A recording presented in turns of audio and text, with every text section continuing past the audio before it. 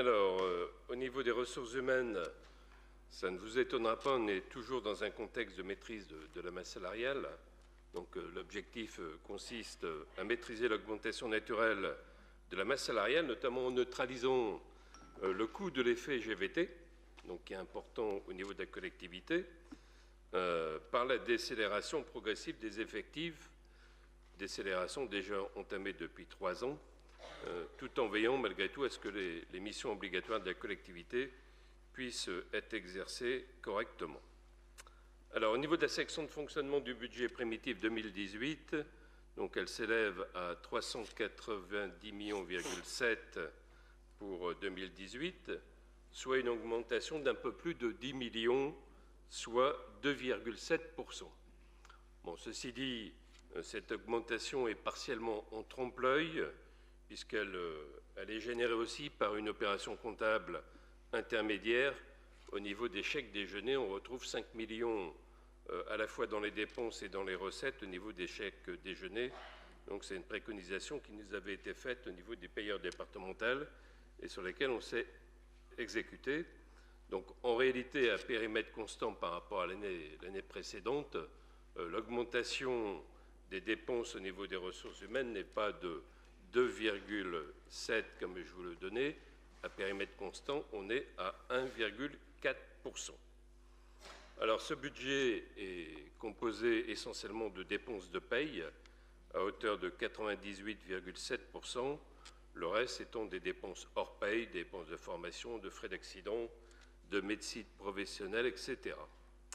Alors à noter que depuis 2015, la diminution du budget ressources humaines atteint 8,9 millions, soit 2,3%. Alors, pour les recettes sont de 2,5 millions, ce sont les recettes au niveau du restaurant administratif, au niveau de la crèche, au niveau du FIPH, donc 2,5, plus 5 au niveau des chèques déjeuner, on retrouve les 7,5 millions que vous avez dans vos documents. Alors, quelques éléments autour de ce budget. Tout d'abord, la politique de remplacement non systématique se poursuit pour 2018. Donc, on a prévu le non-remplacement de 178 départs pour 2018, soit une réduction prévisionnelle de la masse salariale de 4,9, cette mesure étant complétée par l'effet report des départs intervenus au cours de l'année 2017. On poursuit encore, au titre de 2018, la politique d'externalisation des agents d'entretien au niveau des collèges.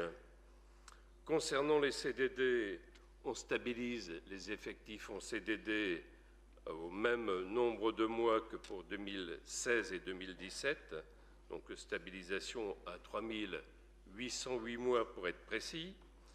Concernant les emplois d'avenir, ils arrivent à échéance ici en mars 2018, on n'en aura plus. Concernant les contrats d'apprentissage, l'accent a été mis là-dessus au titre de 2017, puisqu'aujourd'hui, on peut recenser 63 contrats d'apprentissage en décembre 2017, alors qu'antérieurement, on était à une quarantaine. Alors, quelques points particuliers aussi sur ce que Christian évoquait tout à l'heure, au niveau de la mise en place du RIFSEP, on y reviendra demain malgré tout, mais un effort particulier est proposé au niveau de ce système du régime indemnitaire. Effectivement, le RIFSEP va être créé au niveau de la collectivité, deux lignes, une ligne sur l'IFSE qui regroupe la totalité du régime indemnitaire des agents, sans perte, sans augmentation, et une ligne supplémentaire qu'on appelle le CIA, donc le CIA qui va être abondé à hauteur de 2,7 millions d'euros. Donc cette somme, ça sera une somme qui sera répartie entre les agents, mais pour valoriser l'engagement professionnel et la manière de servir.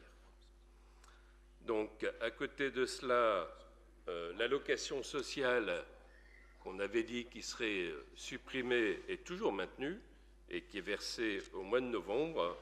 Et cette allocation sociale fait l'objet, suite à une délibération de 2008, d'un principe d'indexation sur l'évolution du traitement minimum mensuel des fonctionnaires.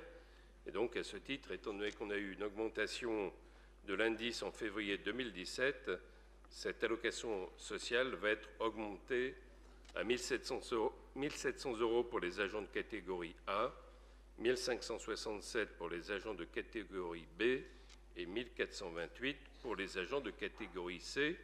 Donc cette allocation est bien maintenue, indépendamment de l'instauration du RIFZEP et notamment du CIA. Pour la politique au niveau des personnes handicapées, là, on a une obligation d'avoir un taux de 6% de l'effectif.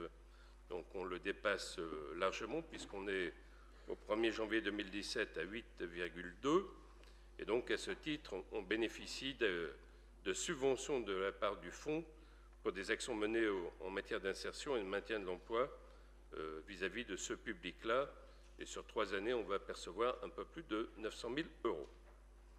Alors, pour complémenter quelques subventions qui sont versées, tout d'abord au COS, le montant de la subvention est stabilisé à un peu plus d'1 million d'euros pour ce qui est de la somme effectivement versée. Le coût effectif pour la collectivité pour le COS est quasiment du double si on valorise notamment tous les avantages en nature et le personnel mis à disposition. Une subvention aussi de 8 000 euros qui est proposée pour l'ASDN. Donc il y a un souci, une volonté de valoriser l'image du département à travers la pratique sportive. Et enfin, une subvention qui est annuelle de 2 000 euros à Nord Senior. C'est une action qui a une action en faveur des agents retraités du département. Voilà. Merci Jean-Luc de Tavernier. On retrouvera de toute façon ces problèmes avec le rapport sur la mise en œuvre du RIFSEP, c'est-à-dire du régime indemnitaire tenant compte des fonctions, des sujétions, de l'expertise et de l'engagement professionnel, qui est un régime qui existe déjà depuis plusieurs années au niveau de l'État, mais qui était transposable aux fonctionnaires territoriaux.